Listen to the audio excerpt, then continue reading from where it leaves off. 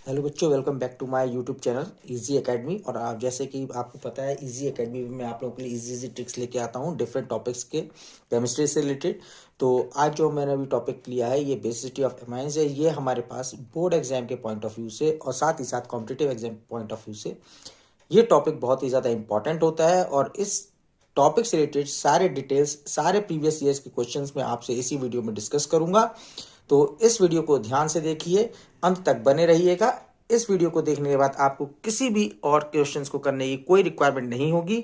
बस इस वीडियो को अच्छे से वॉच कीजिए और जहां रिक्वायरमेंट हो वहां से पॉज करके इसके जो इंपॉर्टेंट पॉइंट्स हैं आप उसे नोट डाउन भी करते रहिए।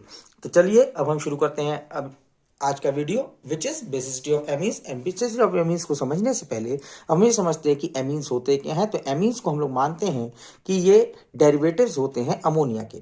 अब ये अगर अमोनिया के डेरिवेटिव्स होते हैं तो डेरिवेटिव्स का मतलब होता है कि हम इसे अमोनिया से बना सकते हैं। अब अमोनिया क्या होता है? अमोनिया होता है NH3। NH3 की अगर हम बात करें, अमोनिया से रिलेटेड अगर कुछ पॉइंट्स को डिस्कस करें तो जो नाइट्रोजन एटम होता है इसमें ये sp3 हाइब्रिडाइज्ड होता है। इसका शेप पिरामिडल होता है और due to the presence of this lone pair of electron, जो अमोनिया होता है वो ल्यूस बेस की तरह एक्ट करता है। ये हो गया हमारे पास अमोनिया से रिलेटेड कुछ इंपॉर्टेंट पॉइंट्स।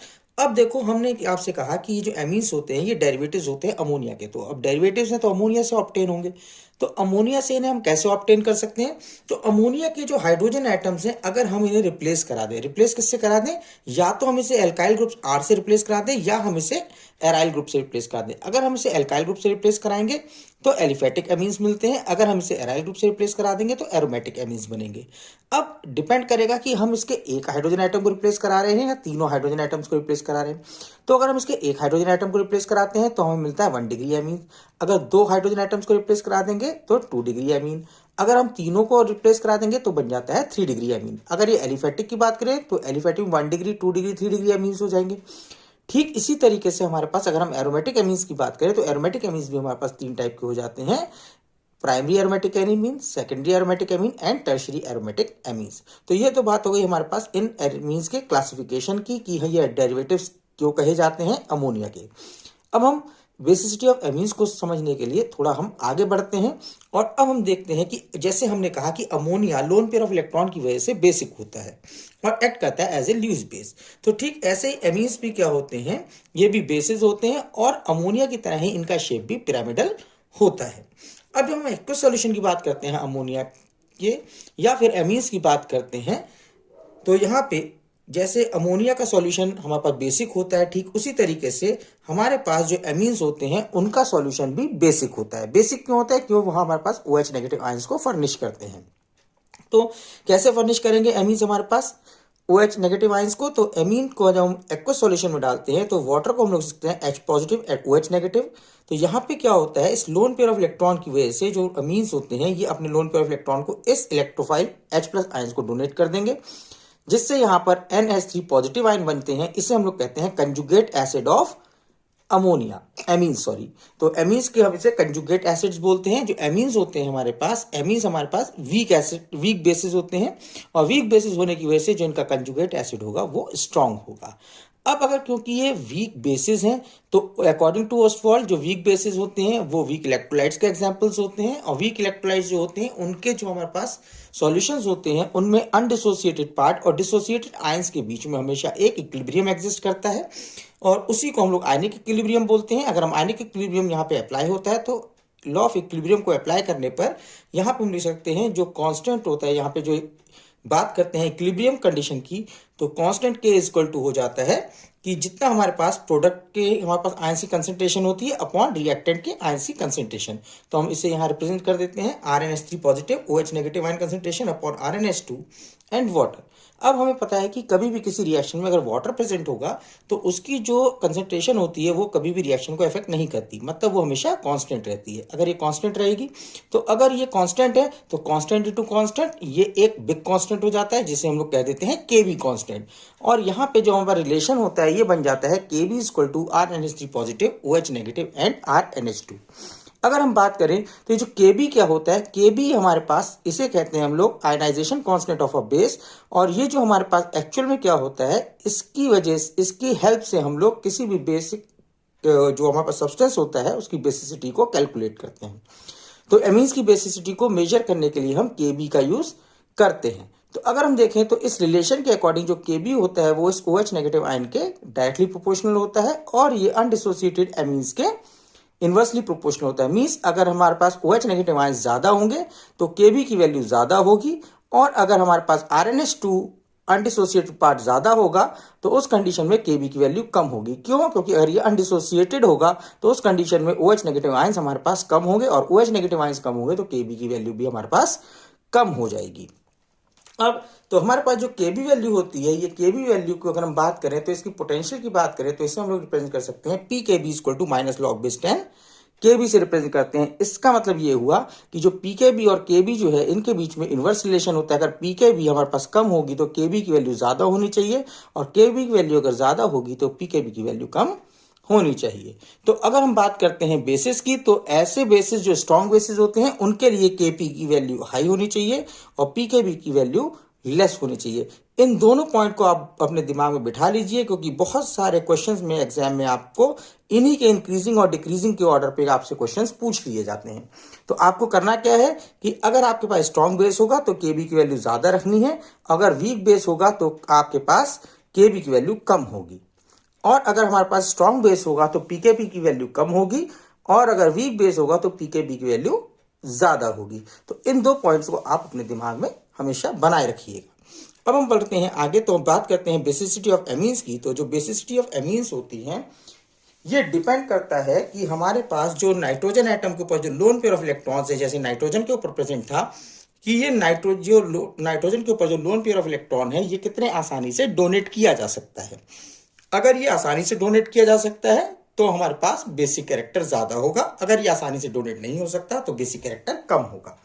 तो अगर हम एमीन्स की बेसिसिटी को या बेसिक कैरेक्टर को अगर कंपेयर करें हम लोग अमोनिया के साथ, तो अमोनिया में अगर हम देखें तो किसी भी तरीके का कोई ग्रुप अटैच नहीं होता, जबकि हमारे पास एमीन्स के केस में एल्काइल ग्रुप अटैच होता है। जो एल्काइल ग्रुप होता है उसमें प्लस आई इफेक्ट हमें देखने को मिलता है। तो उसमें भी अगर हम देखें तो टर्शियरी एमीन्स में 3 प्लस आई इफेक्ट ग्रुप होते हैं, सेकेंडरी में 2 प्लस आई इफेक्ट ग्रुप होते हैं, एंड प्राइमरी में 1 प्लस आई इफेक्ट ग्रुप होता है, जिसकी वजह से जो बेसिसिटी का ऑर्डर होता है वो हमारे पास tertiary followed by secondary, primary and then ammonia हमें ऑब्टेन हो जाता है। ये क्वेश्चन आपका 2018 में पूछा भी गया है कि इनका ऑर्डर क्या होगा। अब बात करते हैं बेसिसिटी ऑफ एलिफेटिक एमीन्स की। तो जो एलिफेटिक एमीन्स होते हैं इनकी बेसिसिटी हमसे 2 तरीके से पूछी जाती है। एक पूछी जाती है गैस फेज में और दूसरी पूछी जाती है हमसे एक्वस सॉल्यूशन में। तो अब हम बात करते हैं gas phase and aqueous solution दोनों की। तो गैस फेज में जब भी हमसे क्वेश्चन पूछा जाएगा तो हमारे पास गैस फेज में जो हमारे पास बेसिक कैरेक्टर होता है एमीन्स का, वो डिपेंड करता है केवल एक ही फैक्टर से इफेक्ट होता है, और वो फैक्टर होता है प्लस आई इफेक्ट। तो जितना प्लस आई इफेक्ट ज्यादा होगा उतने आसानी से loan pair of electron donate किए जा सकते हैं, और उतना ही ज्यादा वहां पर बेसिक कैरेक्टर हो जाएगा। मतलब कि हमारे पास जो कैरेक्टर आएगा, बेसिक कैरेक्टर का जो ऑर्डर होगा वो होगा 3 डिग्री, 2 डिग्री, 1 डिग्री। मतलब 3 डिग्री एमीन्स का हमारे पास बेसिक कैरेक्टर सबसे ज्यादा होगा, 1 डिग्री का सबसे कम होगा। क्यों? क्योंकि 3 डिग्री के केस में हमारे पास 3 अल्काइल ग्रुप होंगे जो प्लस आई इफेक्ट रखते होंगे, और 1 डिग्री में केवल 1 अल्काइल ग्रुप होगा जिसके पास केवल एक ही सिंगल प्लस आई इफेक्ट होगा। तो इस तरीके से अगर हम लोग देखें, यहाँ 2 एग्जांपल्स ले लेते हैं। ये मिथाइल के साथ दिया हुआ है, ट्राई मिथाइल एमीन दिया है, dimethyl amine and methyl amine दे रखा है। तो इन दोनों में अगर हम देखें तो इनका ऑर्डर यही रहेगा, tertiary secondary primary, tertiary secondary primary. ये क्वेश्चन आपका 2019 में पूछा भी गया है। अब बात करते हैं एक्वस सॉल्यूशन। तो अगर एक्वस सॉल्यूशन में अगर हम लोग बेसिक कैरेक्टर की बात करें एमीन्स की, तो ये हमारे पास 3 फैक्टर से अफेक्ट होता है। कौन कौन से? Plus I effect, solvation effect and steric effect. अगर हम प्लस आई इफेक्ट की बात करें तो प्लस आई इफेक्ट को अगर हम देखें तो इससे तो हमारे पास ऑर्डर यही आएगा 3 degree, 2 degree and 1 degree. But हम सॉल्वेशन इफेक्ट की बात करें तो सॉल्वेशन इफेक्ट क्या होता है? सॉल्वेशन इफेक्ट कहते हैं कि जो एमीन्स होते हैं, एमीन्स का जो हमारे पास कंजुगेट एसिड बनता है, ये कंजुगेट एसिड वाटर मॉलिक्यूल से इंटरमॉलिक्यूलर हाइड्रोजन बॉन्डिंग से जब स्टेबलाइज हो जाता है, या हम ये कहें कि जो हमारे पास एमीन के जो कंजुगेट एसिड्स बनते हैं वो जब वाटर मॉलिक्यूल से घिर जाते हैं, तो जब वाटर मॉलिक्यूल से अटैच होता है तो इस इफेक्ट को हम बोलते हैं सॉल्वेशन इफेक्ट। तो सॉल्वेशन इफेक्ट सबसे ज्यादा हमारे पास देखने को मिलता है 1 डिग्री में, फॉलोड बाय सेकेंडरी, एंड सबसे लीस्ट होता है ये 3 डिग्री में। तो इसके बेसिस पर अगर हम देखें तो हमारे पास जो सॉल्वेशन इफेक्ट के बेसिस पर अगर हम इनका ऑर्डर देखेंगे बेसिक कैरेक्टर का तो क्या आएगा 1 degree followed by 2 degree followed by 3 degree. अब देखिए ये जो ऑर्डर है ठीक ये उसका रिवर्स है जो हमने प्लस आई इफेक्ट से ऑब्जर्व किया। अब इन दोनों फैक्टर के अलावा एक और फैक्टर होता है जो एक्वस सॉल्यूशन में बेसिक स्ट्रेंथ को हमारे पास एमीन्स की अफेक्ट करता है, वो होता है स्टेरिक इफेक्ट। अभी जो स्टेरिक इफेक्ट रहता है, स्टेरिक का मतलब कि मतलब कोई ग्रुप हो जाए जो बहुत ज्यादा बल्की ग्रुप हो, तो जो बल्की ग्रुप प्रेजेंट होता है तो क्या होता है वो भी अपना कुछ ना कुछ इन्फ्लुएंस मॉलिक्यूल के स्ट्रक्चर पे रखता है और उसकी प्रॉपर्टीज को मॉडिफाई कर देता है। तो अब अगर हम इन तीनों ही इफेक्ट्स को कंसिडर करें तो एक्चुअल में हमें क्या होता है, ना तो 3 डिग्री 2 डिग्री 1 डिग्री वाला हमें ऑब्टेन होगी ऑर्डर, ना ही 1 डिग्री 2 डिग्री और 3 डिग्री की ऑर्डर हमें ऑब्टेन होती है। बट इंस्टेड ऑफ हमारे पास जो एक्चुअल ऑर्डर आता है वो ये आता है कि 2 डिग्री अमीन्स ज्यादा बेसिक होते हैं followed by 1 degree and followed by 3 degree amines. अब यही क्वेश्चन आपके पास बहुत बार एग्जाम में पूछा गया है। अब हमेशा याद रखिएगा कि अगर यहां पे कभी भी मिथाइल ग्रुप दिया हो तो मिथाइल ग्रुप के केस में हमेशा ये ऑर्डर आपको फॉलो करना है। लेकिन अगर ये ग्रुप मिथाइल ग्रुप से बड़ा ग्रुप हो जाए जैसे कि इथाइल ग्रुप हो जाए तो यहां पे क्या होता है कि जो हमारे पास 3 डिग्री एमीन होता है ये हमारे पास ज्यादा बेसिक हो जाता है एज कंपेयर टू प्राइमरी। और ऐसा इसलिए होता है क्योंकि स्टेरिक हिंड्रेंस होने की वजह से जो सॉल्वेशन इफेक्ट होता है वो हिंडर हो जाता है और अब यहाँ पे प्लस आई इफेक्ट डोमिनेट हो जाएगा, जिसकी वजह से हमारे पास जो 3 डिग्री एमीन्स होते हैं वो ज्यादा बेसिक हो जाते हैं as compare to primary amine. और ये दोनों क्वेश्चन देखिए आपसे कब पूछे गए हैं, ये 2012 में आया है, 2013 में आया है, 2018 में आया है और इसके अलावा ये 2014 में भी आया है, 2011 में आया है, 2018 में भी आया है। ये क्वेश्चन आपसे कई बार पूछा गया है। इसके अलावा इथाइल वाला जो क्वेश्चन है ये आपसे 2015 में पूछा गया है। अब बात करते हैं कि जो ये तो बात कर रही हम लोग एलिफेटिक एमीन्स की, अब बात करते हैं एरोमेटिक एमीन्स की। जो एरोमेटिक एमीन्स होते हैं, एरोमेटिक एमीन्स हमारे पास एलिफेटिक एमीन्स से लेस बेसिक होते हैं। अब लेस बेसिक क्यों होते हैं, क्योंकि एरोमेटिक एमीन्स के केस में हमारे पास क्या होता है, रेजोनेंस हो जाता है और रेजोनेंस होने की वजह से जो नाइट्रोजन एटम के ऊपर loan pair of electrons present होते हैं ये इजी डोनेशन के लिए अवेलेबल नहीं होते और इसकी वजह से हमारे पास जो एरोमेटिक एमीन्स होते हैं वो बहुत लेस बेसिक हो जाते हैं as compare to the aliphatic amines. और इसके लिए एक दूसरा रीजन और भी होता है कि जो हमारे पास एरोमेटिक एमीन्स होते हैं उनके जो कंजुगेट एसिड होता है वो भी लेस स्टेबल होता है। तो अगर कभी हमसे रीजन पूछ लिया जाए कौन कौन से फैक्टर्स होते हैं जिसकी वजह से एरोमेटिक एमीन्स की जो बेसिक कैरेक्टर होता है वो कम होता है एलिफेटिक एमीन्स से, तो दो रीजन होते हैं। पहला होता है रेजोनेंस इफेक्ट और सेकंड होता है less stability of the conjugate acid. तो आपको अगर ये पूछेगा तो आपको रेजोनेटिंग स्ट्रक्चर आपको बताने होंगे। अब अगर रेजोनेटिंग स्ट्रक्चर बताएंगे तो रेजोनेटिंग स्ट्रक्चर से हमें एक और चीज क्लियर हो जाती है, जो एनिलीन होता है ये इलेक्ट्रोफिलिक सब्स्टिट्यूशन रिएक्शंस को ऑर्थो एंड पैरा पोजीशन पे शो करता है। मतलब कि अगर इलेक्ट्रोफिलिक सब्स्टिट्यूशन रिएक्शंस होती हैं तो एनिलीन के केस में हमें ortho and para product obtain होते हैं और ऐसा इसलिए होता है क्योंकि यहाँ पे रेजोनेंस की वजह से ऑर्थो एंड पैरा पोजीशन पे इलेक्ट्रॉन डेंसिटी रेगुलर इंक्रीज कर जाती है और इस ऑर्थो एंड पैरा पोजीशन पर इलेक्ट्रॉन डेंसिटी के इंक्रीज करने की वजह से जो हमारे पास इलेक्ट्रोफाइल होता है वो ऑर्थो एंड पैरा पोजीशन पे आसानी से अटैक कर पाता है। ठीक है, अब ये तो बात हो गई हमारे पास एनिलीन की कि हमारे पास एरोमेटिक एमीन है तो एरोमेटिक एमीन की बेसिक कैरेक्टर हमारे पास एलिफेटिक एमीन से कम होती है। क्यों होती है हमने डिस्कस किया। अब बात आती है कि जो अगर हमारे पास कोई एरोमेटिक एमीन दिया हुआ है, अगर उसके साथ कोई ग्रुप अटैच हो जाए, अगर कोई ग्रुप अटैच हो जाएगा तो उसकी बेसिक स्ट्रेंथ पे क्या फर्क पड़ेगा। तो हमारे पास क्या फर्क पड़ता है कि जो हमारे पास अब जो ग्रुप्स होते हैं वो दो तरीके के होते हैं। एक तो इलेक्ट्रॉन विड्रॉइंग ग्रुप जिसे हम लोग बोलते हैं माइनस आई इफेक्ट ग्रुप, या फिर इलेक्ट्रॉन डोनेटिंग ग्रुप जिसे हम लोग बोलते हैं प्लस आई इफेक्ट ग्रुप। अगर माइनस आई इफेक्ट ग्रुप होगा तो बेसिसिटी को ये डिक्रीज कर देगा, अगर प्लस आई इफेक्ट ग्रुप होगा तो बेसिसिटी को बढ़ा देगा। दूसरी चीज कि ये जो बेसिक स्ट्रेंथ को कम करने वाला फैक्टर है और जो बेसिक स्ट्रेंथ को इंक्रीज करने वाला जो फैक्टर है या जो इफेक्ट है ये मोस्ट प्रोविनेंट होता है या फिर ज्यादा होता है मेटा एंड पैरा के केस में से। पैरा के केस में सबसे ज्यादा हमें देखने को मिलता है। मतलब बेस को अगर इसकी बेस स्ट्रेंथनिंग इफेक्ट होगा या वीकनिंग इफेक्ट होगा तो ये हमें पैरा पोजीशन पे ज्यादा देखने को मिलेगा as compare to meta position. तो पैरा एंड मेटा में पैरे वाले पोजीशन पे इसका इफेक्ट ज्यादा होगा। बट जो अगर हम बात करते हैं तो हमारे पास तीन पोजीशन आइसोमर्स होते हैं ऑर्थो, मेटा एंड पैरा। लेकिन जब ऑर्थो की बात करते हैं, जो ऑर्थो आइसोमर्स होते हैं, इनकी बेसिसिटी हमेशा ही कम होती है, चाहे उसके साथ आपके पास माइनस आई इफेक्ट ग्रुप जुड़ा हो या फिर प्लस आई इफेक्ट ग्रुप जुड़ा क्यों ना हो। ऐसा इसलिए होता है क्योंकि यहाँ पे एक और इफेक्ट आ जाता है जिसे हम लोग बोलते हैं ऑर्थो इफेक्ट। तो यहाँ पे अब हमारे पास देख लीजिए, तो यहाँ पे कुछ कंपाउंड दिए हुए हैं, जैसे हमारे पास दिया हुआ है कि यहाँ पे जो कंपाउंड है इसे बोलते हैं टोल्यूडिन। तो ये हमारे पास है ऑर्थोटोल्यूडिन, एनिलिन, मेटाटोल्यूडिन एंड पैराटोल्यूडिन। तो ये पैराटोल्यूडिन जो है ये हमारे पास देखिए ये क्या कर रहा है कि ये प्लस आई इफेक्ट ग्रुप है, प्लस आई इफेक्ट ग्रुप है, तो यहाँ पे बेसिक स्ट्रेंथ को इंक्रीज कर रहा है। बेसिक स्ट्रेंथ ये सबसे ज्यादा इंक्रीज करेगा, ऑर्थो वाला लीस्ट होगा, और क्योंकि ये इंक्रीज करता है तो मेटा वाला एनिलीन की बेसिक स्ट्रेंथ को इंक्रीज कर देता है। ठीक इसी तरीके से अगर हम लोग यहाँ देखें तो यहाँ पे जो नाइट्रो वाला होता है वो नाइट्रो वाला क्या करेगा, बेसिक स्ट्रेंथ को कम करेगा। तो बेसिक स्ट्रेंथ को मेटा और पैरा में से कौन ज्यादा कम करता है, पैरा सबसे ज्यादा कम करेगा एमंग मेटा। लेकिन अगर हम बात करते हैं ऑर्थो इफेक्ट की वजह से जो ऑर्थो आइसोमर होता है इसकी बेसिक स्ट्रेंथ सबसे कम होगी, तो हमारे पास ये ऑर्डर हमें देखने को मिल जाता है। तो ये हमारे पास बात हो जाती है basic strength of aromatic amines की। लेकिन अभी हमारे पास बहुत सारे और भी केसेस हैं जिन्हें हमें डिस्कस करना है। चलिए अब हम उस केसेस को भी डिस्कस कर लेते हैं। तो अब हमारे पास नेक्स्ट केस आता है कि अगर मान लीजिए हमारे पास एनिलीन के साथ साथ यहाँ पे जो एरोमेटिक एमीन्स हैं, अब ये 1 डिग्री एमीन है, ये 2 डिग्री है एंड ये 3 डिग्री है। अगर यहाँ पे 1 डिग्री, 2 डिग्री एंड 3 डिग्री की बात करें तो इनमें से सबसे ज्यादा बेसिक कौन होगा। तो हमने कहा था कि जैसे एरोमेटिक एमीन्स होते हैं इनमें लोन पेयर ऑफ इलेक्ट्रॉन्स जो होते हैं वो डोनेशन के लिए आसानी से अवेलेबल नहीं होते, क्योंकि यहाँ पे रेजोनेंस पॉसिबल हो जाता है।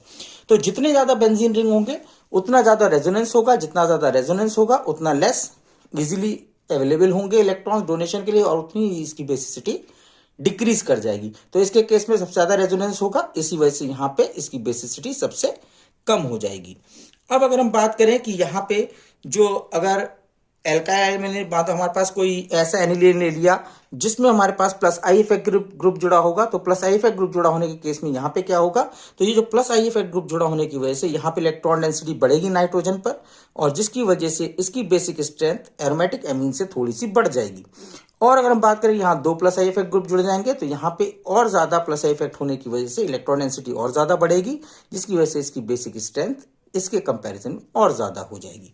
लेकिन अगर हम बात करें बेंजाइल एमीन की और एनिलीन की, तो बेंजाइल एमीन और एनिलीन के केस में बेंजाइल एमीन हमारे पास ज्यादा बेसिक होगा। क्यों होगा, क्योंकि यहाँ पे किसी भी तरीके का रेजोनेंस हमें देखने के लिए नहीं मिलेगा, और ये जो लोन पेयर ऑफ इलेक्ट्रॉन है ये आसानी से हमारे पास डोनेशन के लिए अवेलेबल होंगे, जबकि ऐसा एनिलीन के केस में नहीं होगा।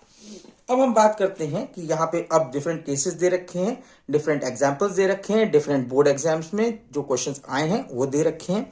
तो मान लीजिए इथाइल एमीन दिया है, मिथाइल एमीन दिया है और बेंजाइल एमीन दिया है। कहता है इनमें से बताइए सबसे ज्यादा बेसिक स्ट्रेंथ किसकी होगी। तो डेफिनेट है कि यहाँ पे हमारे पास क्या होगा कि यहाँ पे कोई रेजोनेंस नहीं है, लेकिन फिर भी क्या होता है, ये पूरा ग्रुप होता है इसमें थोड़ा बहुत इलेक्ट्रॉन विड्रॉइंग नेचर होता है, जिसकी वजह से क्या होगा कि ये थोड़ा बहुत तो इन्फ्लुएंस इस इलेक्ट्रॉन को करेंगे ही करेंगे, जिससे इनका जो डोनेशन होगा वो थोड़ा सा हिंडर हो जाएगा as compare to those which possess the plus I effect. तो यहाँ पे प्लस आई इफेक्ट होने की वजह से, और यहाँ पे plus I effect alkyl group के साइज से साथ बढ़ जाता है, तो यहाँ और ज्यादा प्लस आई इफेक्ट होगा, जिसकी वजह से इसकी बेसिक स्ट्रेंथ सबसे ज्यादा देखने को मिलती है। अब हमारे पास नेक्स्ट क्वेश्चन देखते हैं जो बेसिक स्ट्रेंथ ऑर्डर का हमारे पास आया है कि ये हमारे पास ट्राइमिथाइल एमीन दिया, इथाइल एमीन दिया और एनिलीन दिया। कहते हैं इनमें बताइए बेसिक स्ट्रेंथ सबसे ज्यादा किसकी होगी। तो अभी हम लोगों ने देखा कि जो एरोमेटिक एमीन्स होते हैं उनकी बेसिक स्ट्रेंथ कम होती है, तो इसकी बेसिक स्ट्रेंथ कम होगी, देन प्राइमरी की एंड देन टर्शियरी। क्यों ये बेसिक स्ट्रेंथ कब पूछी गई है, ये बेसिक स्ट्रेंथ को ऑर्डर जो है ये फॉलो करता है गैस फेज में। अगर ये एक्वस फेज में होता तो सेकेंडरी वाला ज्यादा हो जाता। तो यहां पे हमारे पास क्या दिया है कि ये जो केस पूछा है ये गैस फेज में पूछा है, इसलिए ये स्ट्रेंथ हमारे पास ऑर्डर सही है। सेकंड नेक्स्ट हमारे पास पूछा गया है कि इंक्रीजिंग पीकेबी वैल्यू के बेस पर इस क्वेश्चन को पूछा गया है।